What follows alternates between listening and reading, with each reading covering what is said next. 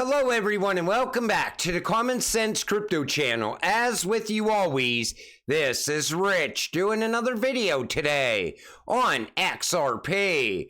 So I hope you're all having a wonderful day today wherever you are in this great world.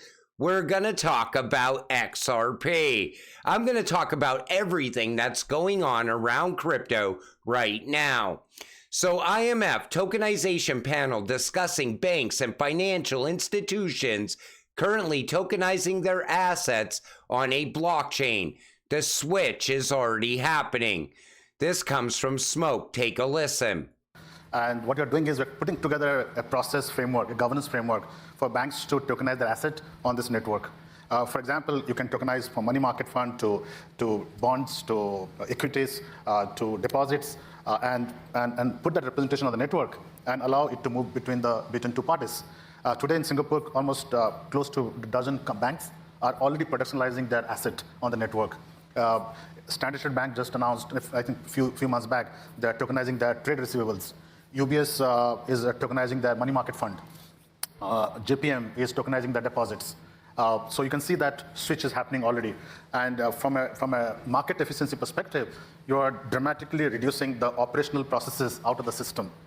What he's saying is you're reducing the friction out of the system. And this started last year. And everything is going to be tokenized. It's just a matter of time. And we're starting to see tokenization pick up now with what's going on with BlackRock. But David Schwartz has already told us a lot of tokenization is also going to happen on the XRP ledger.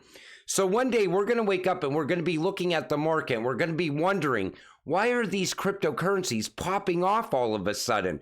And it's going to be because of its utility.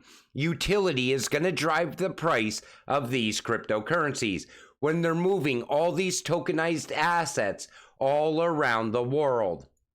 The new Ripple article emphasizes that due to SAB 121, many institutions are not currently able to provide scalable digital asset custody services for Bitcoin ETFs.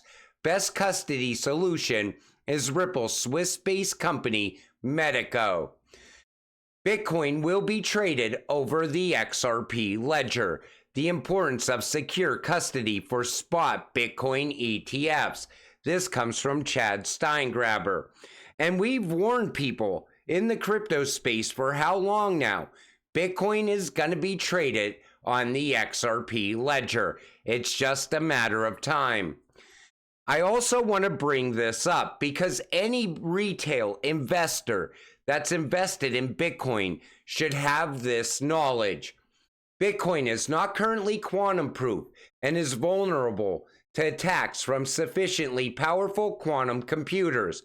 Quantum computers could potentially use algorithms like Shor's algorithm to break the elliptic curve cryptography that secures Bitcoin wallet addresses and transactions. And there's a lot of articles out there like this right now.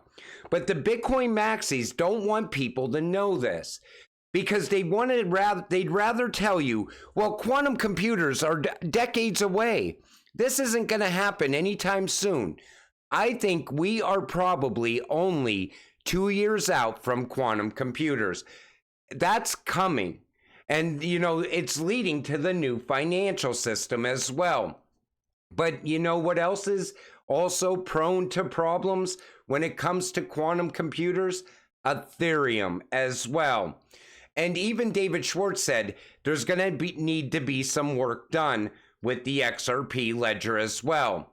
But you know, everybody should know this because they're tying their money up in these cryptocurrencies right now. Now, when it comes to the XRP ledger, David Schwartz said, we will cross that bridge once we get there pretty much. He said there's already fixes for the XRP ledger. SEC set to reject Ether ETFs in May, signaling tighter grip on crypto markets. And we knew these were going to be rejected. I don't think they want to deal with an ETH ETF yet. That'll come later. EU bans anonymous hosted crypto wallets. Watch. EU ban EU bans anonymous hosted crypto wallets and cash payments over 10,000 euro. The war on privacy continues. Now, what you see happening in the EU right now is coming to the United States. That's why I always urge you, look to the east. You could see what's coming here next. Same thing with MiCA regulations. Crypto traders alert. The IRS has released a draft 1099-DA to help report future cryptocurrency transactions. Confused about what it means? Don't worry. Digital Chamber has you covered with an easy to understand breakdown. So how it could affect you. For crypto users, you might have to reveal more about yourself. Provide personal identification information when using these wallets. For platforms, get ready for more hoops to jump through when dealing with unhosted wallets. Interactions with platforms via unhosted wallets will likely require additional verification, affecting user experience and operational dynamics. For DeFi, big changes could be on the horizon, with a push for more oversight and user ID checks, which could significantly alter how DeFi operates. Now, what it comes down to is this right here. The IRS thinks this is a broker. That's Ledger. And you know what they want to get to the bottom of is they want to know exactly how much crypto you are holding. That's what this is all about. This way they could also make sure you're paying your fair share of taxes. FBI warns Americans against using unregistered crypto money transmitting services. So what they're saying here is a few simple steps can prevent unintentional use of non-compliant services. The FBI wrote in the release, for example, avoid cryptocurrency money transmitting services that do not collect Know Your Customer information from customers when required. So if you're not going through the KYC, then you're using a non-compliant service, is what they're saying. And this all resorts back to Ripple's money transmitter license that they're putting in place all around the United States right now. And, you know, as we push ahead, they're going to put more and more rules on crypto. And eventually you're going to have to let them know how much crypto you're holding. That's what they're pushing towards already. And, you know, what it is the wild, wild west days of crypto are coming to an end. And regulations are definitely now on the horizon. And a lot of people don't like that. But how do you get to mass adoption? You know, everybody wants mass adoption, but they don't want regulations. Well, you can have mass adoption without regulations. That's what it comes down to. I don't like the idea of a lot of this.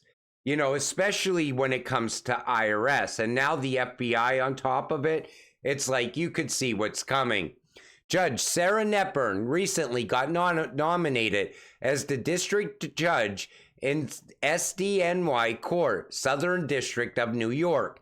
In the filing, Ripple agreed to pay no more than $10 million in penalties and rejected the SEC's exorbitant request. Sarah Netburn is pro-crypto and is known for her fair rulings. So this is very good for Ripple going forward. Coinbase even said this is good for them going forward as well. Looks like Consensus received a Wells notice from the SEC Gov in regards to its MetaMask wallet, so it's chosen to sue the regulator first, asking a court to determine ETH's status.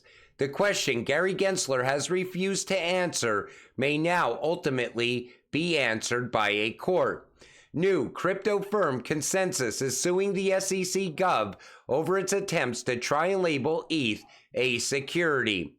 So it looks like we're going to see this battle happen as well.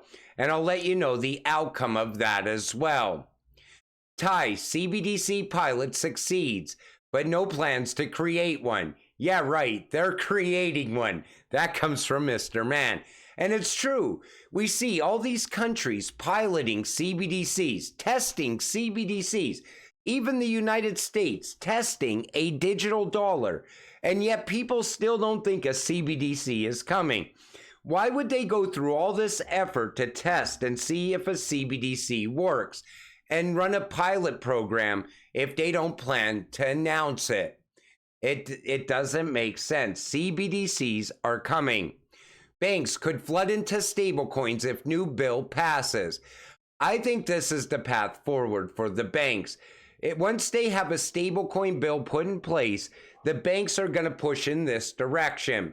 Describing stablecoins as a potential key pillar of financial markets, the ratings agency looked to BlackRock's recent launch BUIDL fund as evidence for the efficiencies and enhanced settlement security of stablecoins and tokenizing assets and digital bonds. You know, I think what they're pushing for is this: get the banks involved with stablecoins. And even if the banks are moving stablecoins around, at some point you still need to have something that moves it, like a bridge currency. Once again, this is where XRP would come in. Think about JP Morgan coin. No other bank's gonna touch JP Morgan coin. So how do they move JP Morgan coin around? They need a bridge asset, a neutral bridge asset, XRP. That's what this is leading to. Plus, that stablecoin bill has to be put in place ahead of a CBDC as well. That stablecoin bill that they drew up talks a lot about a CBDC, because a CBDC is nothing more than a stablecoin. For those who do not understand what just happened, first, Q1 2024 GDP growth slowed to just 1.6%, which is less than half of the 3.4% Q4 2023 number. This reading is roughly 50% below Goldman Sachs' expectations, but it gets even worse. At the same time, the U.S. core PCE price index soared from 2.0 to a staggering 3.7%. This crushed estimates of 3.4% and suggests that inflation is on the rise. We have a weakening economy with rising inflation, the worst possible outcome for the Fed. So a lot of people now think the Fed is going to print more money, which is good for crypto. Also, if you look at it the other way, this could lead to a drop in the DXY, which is also good for crypto. So this could lead up to a massive run-up for crypto, is what I'm saying. The bad part of this is that we're going to see even more inflation happen. Breaking now, Russia prepared to seize U.S. assets. Developing, Russia now has the right to confiscate all Western assets in Russia worth more than $288 billion, Russian parliament speaker says. Like I said, this is going to go back and forth as well. U.S. seizes Russia assets. Then they go and they give the money to Ukraine. Then Russia seizes JP Morgan assets. Now they went beyond that, and now they're going to seize $288 billion of our money, our assets. I'll let you know the outcome of this as well. We'll talk about this more as time goes on, because these real world events play a very big factor on where crypto goes from here. You know, a big announcement could come out right now. A big real world event can happen right now, and it could send crypto plummeting, or it could send crypto skyrocketing. It could go either way. That's why I always try to talk about real world events that are playing out, and also crypto as well. You know, a lot of people, they only tell you the hype. Oh, look what's going on with XRP today. Look at what just happened. And they could take the smallest announcement and hype it into something huge. What I like to do is I like to show you real world events that can play a factor in your investment. And I also like to show you the growth of your investment. how everything's getting put in place around what you're invested in, and how it's all coming together, and it's all leading us in to the new financial system.